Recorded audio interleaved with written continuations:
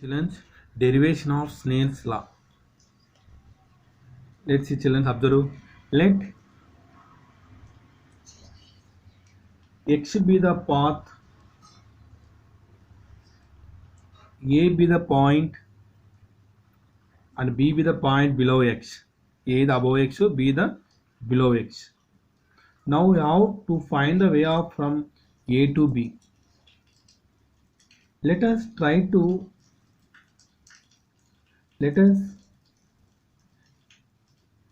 calculate how long it would be take go to from a to b by the through path through d and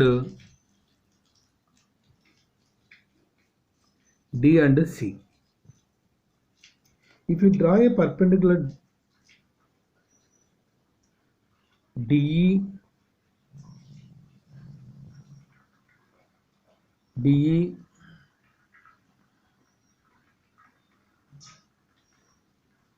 between two paths D, we have see path line certain by the EC.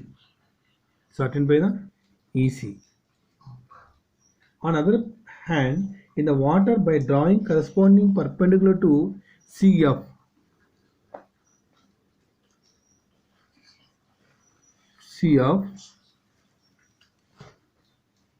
find how go to the extra distance df in water. Thus, times must equal since we assume the no change the time between two paths.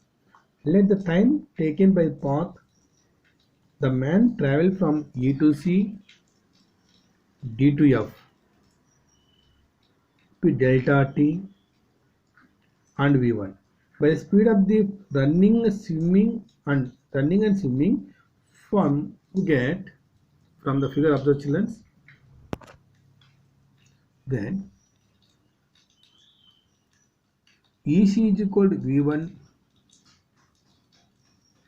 delta T, DF is equal to V2 delta T, then EC by DF equal to V1 by V2 delta by delta cancel, that is called V1 by V2. This is equation 1. Let I be the I and R with the angles measured between the path ACB and normal NN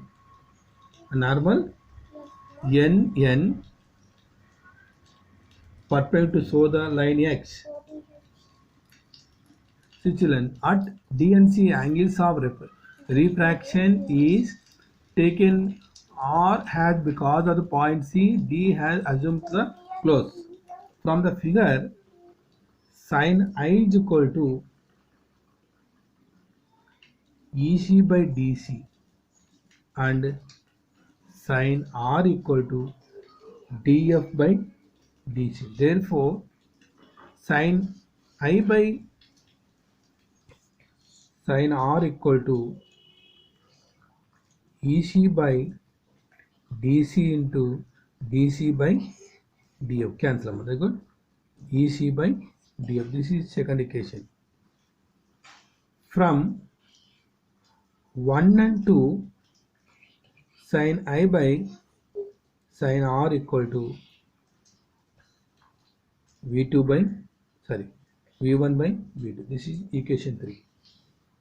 From equation 3, we get